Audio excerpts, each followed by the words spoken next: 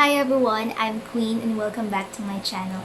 So based on my last vlog, I shared my DIY ombre balayage at home. So now I want to share 5 don'ts after coloring your hair, especially when you have bleach.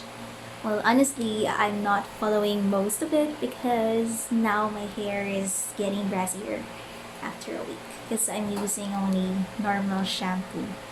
So the first is don't wash your hair after 48 hours of the treatment.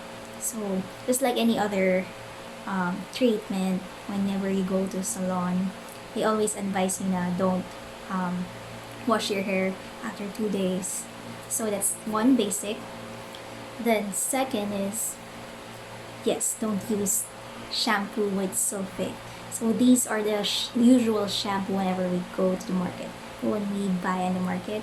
So you can see it in the ingredients that has sulfate in the at the back, and then yeah, there are products that are really made for hair color, and I think L'Oreal has one, and I'm not sure if I think it's like 200, 300. And before it's really hard to find, but I think I'm seeing it already in Watson's and online stores. So if you want a cheaper version, I know a hack that you can use a conditioner and mix it with a food color. So how do you know what food color you're gonna use? There's actually a color wheel. So this color wheel detects how brassy your hair is or what color you want to achieve. So if you have yellow, the opposite will be violet. In my case, I think I need greenish, bluish green food color to remove the brassiness and toned it. And yeah, toner is really hard also to find. That's why that's another alternative. And then the third is don't wash your hair very often with shampoo. So normally I actually wash my hair with shampoo every other day only.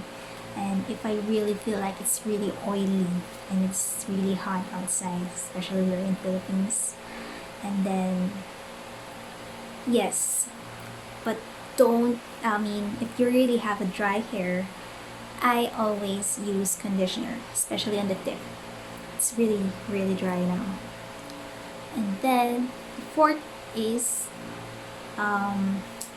don't use heat hair equipments like iron, blower, and curl, whatever it is, as much as possible. Also, don't use hot water for your hair. Just use cold water so it won't easily fade out. And the fifth one, this is my struggle every time it's going to be summer. But now, since there's a quarantine, it's avoidable, which is exposing your hair to salt water. So if you really plan to go to the beach and go swimming, and it's really not advisable to color your hair because it will really turn brassy. If you don't want to waste your money, then don't do it. Yeah. So based on my experience, these are the 5 don'ts after coloring your hair. So if you have other hacks or other things that you know about hair color, you can comment it below. And if you do enjoy watching and this helped you, please hit like and subscribe. Thank you.